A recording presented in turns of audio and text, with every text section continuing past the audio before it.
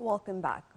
Well, according to the World Bank report, Egypt is leading among countries in the Middle East and North Africa in providing social protection programs. And Minister of Finance Mohammed Maid said the budget for subsidy and social protection network will increase from 358.4 billion Egyptian pounds in the fiscal year 2022 to 2023 to 529.7 billion Egyptian pounds for the fiscal year 2023-2024, and the increase is about 48.8%.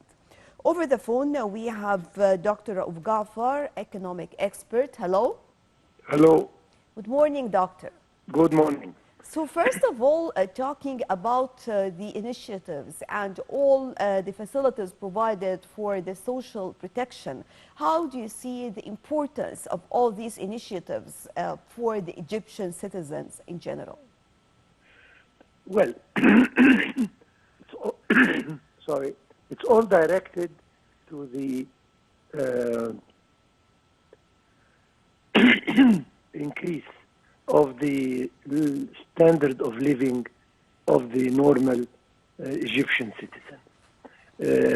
We know Egypt went through a lot of reforms and infrastructure projects aiming to the development of the country in general, and then the direction went to the to the regular Egyptian citizen in a way to increase and to improve his standard of living by the famous important initiative of Gaaffar Karama and Haya Karima, of course. Haya Karima, decent life, is I'm very sorry, is aiming to provide the Egyptian citizen with all facilities, with all the government services right where he is, and to provide him with financing if he wants to start his own life. Anyway, briefly, this is the very important, the most, I should say, important initiative over the last years, and it involves more than 65% of the population, and it supports the program of security protection, and of course, as I said, to the improvement of the lifestyle and the level of standard of living of the normal Egyptian. So, Doctor, what is the importance in general of the private sector when it comes to the development programs in Egypt? It was said repeatedly by our president. He is counting on the private sector to participate with more than 70% of the development project. The government will be responsible for the infrastructure, paving the road for the investors to start. But the core of the development should come from the private sector, having all the facilities and all the infrastructure needed for him to start. I think that the near future will see the participation of the private sector in, as I said, more than 70 or 75% of the development of this country. So what are the most important initiatives that the UNDP is working on to support youth in Egypt? Providing mini and microfinance for small entrepreneurs to enable them to start their own businesses where they live. This is an initiative that is supported not only by Egypt, but also by the international institutions. The empowerment of women, and once again to give them opportunity to start their own endeavors based on microfinancing. I repeat, where they are, so they don't have to move and leave their villages to go and look for work elsewhere, but the work comes to them where they are. All the services are provided where they live, and this means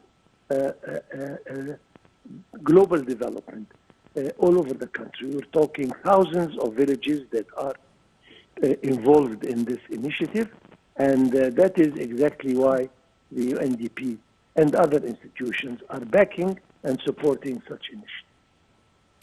Well, when it comes to the concept of relying on the local component, how can this add or promote for more opportunities for localization of the industry?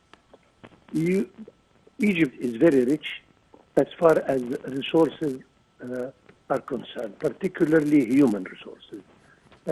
And each and every part of Egypt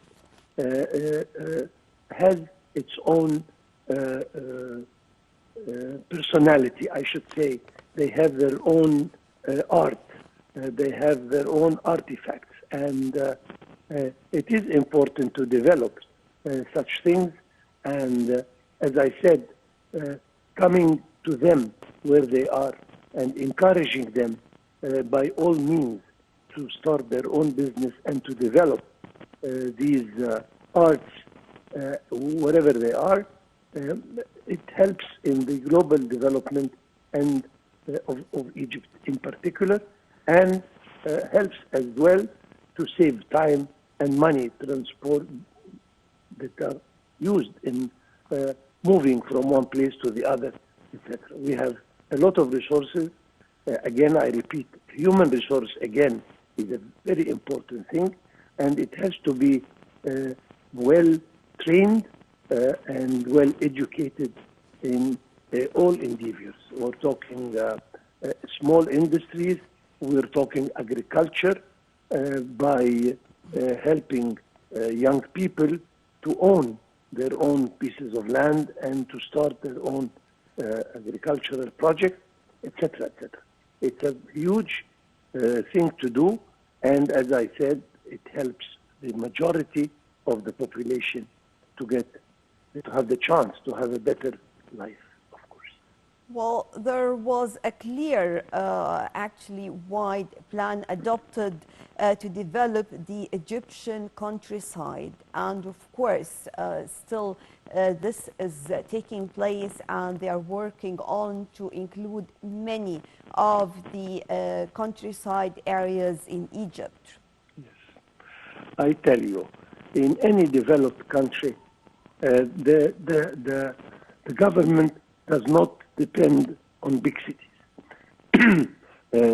Every small village or city has to enjoy the same privilege of larger cities. And that is why this initiative is directed into development of every part of Egypt.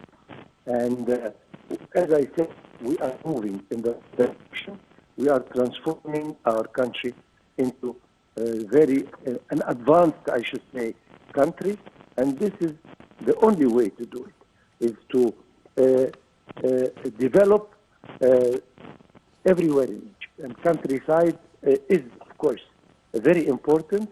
And as a matter of fact, we have started to see some governorates, particularly in Upper Egypt, that were completely ignored and that were, I should say, not as privileged as other big governorates, developed now, and we've seen a lot of products and a lot of industry and a lot of development happening in these governorates, ensuring that the global development should include each and every part of Egypt. Well, of course, when we talk about all these initiatives and providing all comfortable situations or circumstances or environment in general for the citizens, this will play a crucial role in production. How far do you see this? Absolutely. When you give attention to the citizen, I'm talking attention not only by financing him or by providing him with an opportunity to establish his own business or to find a job opportunity, but we are talking improvement of health for everybody. We have a lot of initiatives that are leading to improve the health of the normal Egyptian citizens. We have seen a lot of initiatives that are directed to improve the education.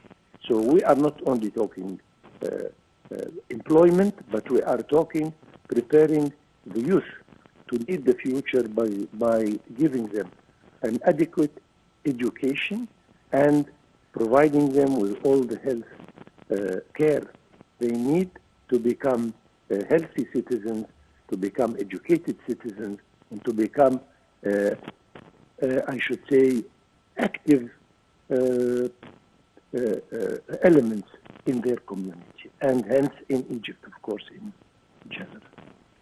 Right, Dr. Gaaffar, our economic expert, thank you very much for joining us. And with this, we come to the end of our breakfast show for today. Thank you all for joining us, and stay tuned for more coming up on Nile TV International.